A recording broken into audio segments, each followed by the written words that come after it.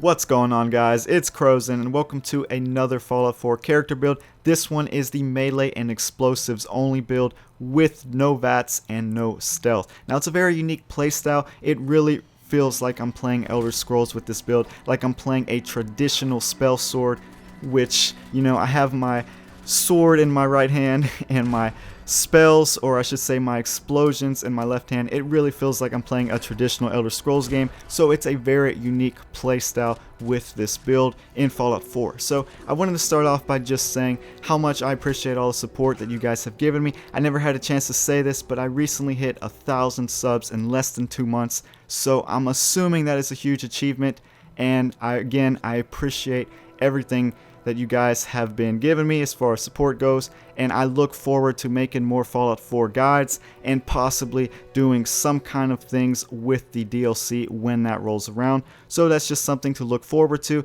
But I also wanted to say that these next few months are going to be kind of slow since I started college back, but I'm still going to try to make a video a week at least for these next 2 to 3 months. So as far as this build goes, this is the way that you want to have your special in creation. Now, the cool thing about this build is you do not need a lot of perks, so you're going to be able to maximize this build out very early.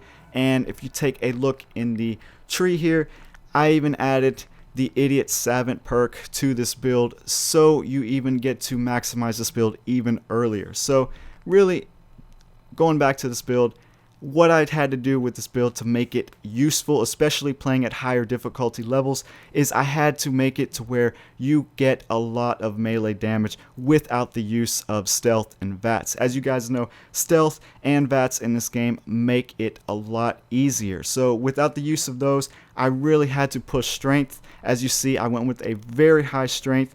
That way I get a 10% bonus damage with each point.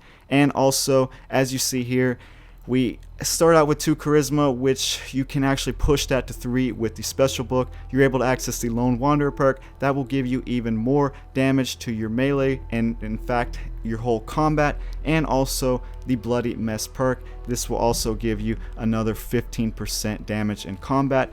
Combine that with the Big Leagues perk. This is the way that you can achieve some of the highest damage boosting abilities for your melee weapon without the use of stealth and VATS. So that is what I had to go for. Also, you have to have a little bit of survivability. Obviously, we don't have something like the Blitz perk with a no VATS build, so we have to get this Life Giver perk early. This will allow us to have more health, especially early in the game, and then from there you have to push damage and energy resistance, so you have to pick up this Armorer perk early, and you have to make sure that you get that Ballistic Weave early, and you upgrade an under armor piece with the Ballistic Weave, because that is going to be very useful with this build. So really, another thing I want to talk about was the perception. Technically, we're at 5 perception here because of that bobblehead. This will allow you to get the Demo Expert perk, and this will make it to where your explosives do more damage.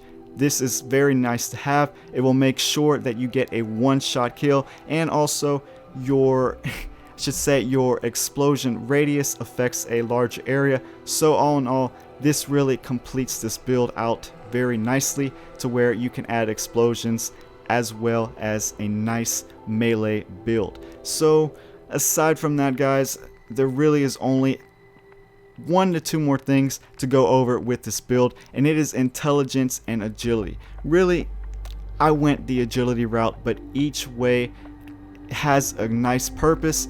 But again, you're going to be wasting points because, like I said, we're not using VATS or stealth with this build. Obviously, I have to waste a point to get the Commando perk, to get the Sneak perk, to get the Mr. Sandman perk. We're not going to use those. But I raised this anyways so you can get the Action Boy and the Moving Target perk. These go very nicely, especially for this build in particular. As you see, your action points regenerate faster, and also the main thing you want to take from the Moving Target perk is that sprinting costs 50% fewer action points. This means that you will be able to spend your action points more on like power attacks that drain specific AP. So that's just something to consider, I guess. Also, you can push intelligence. You guys should get the medic perk anyways, whether you want to pick a point in intelligence, or you want to find that bobblehead. The medic perk is also a very useful perk to have with this build, but there's also some cool things that intelligence can offer, and that, like the science perk, which will allow you to put some cool mods on your melee weapons, and it will allow you to craft specific grenades. Now again, I went the agility route. I just thought it was more useful with those two perks, but with either one of these trees, you're going to be wasting points for nothing. So it's up to you whether you want to go with 5 agility at the beginning of the game or 5 intelligence and stack the other one later. So really, that's really it, guys. Like I said, you don't need a lot of perks with this build.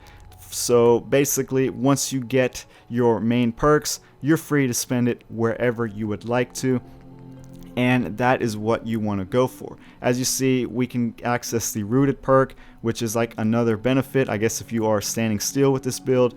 Obviously, you're able to get the blacksmith perk since we have a high strength.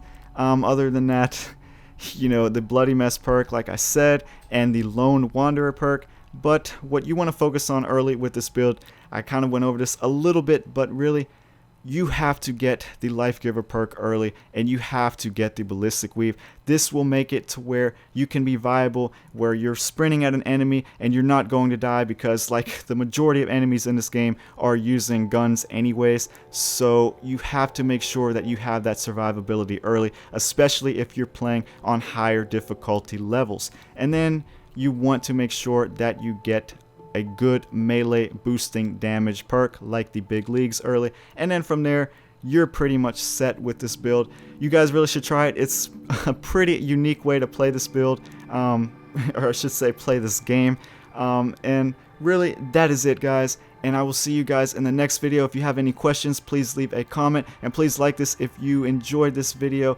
and I will see you guys later.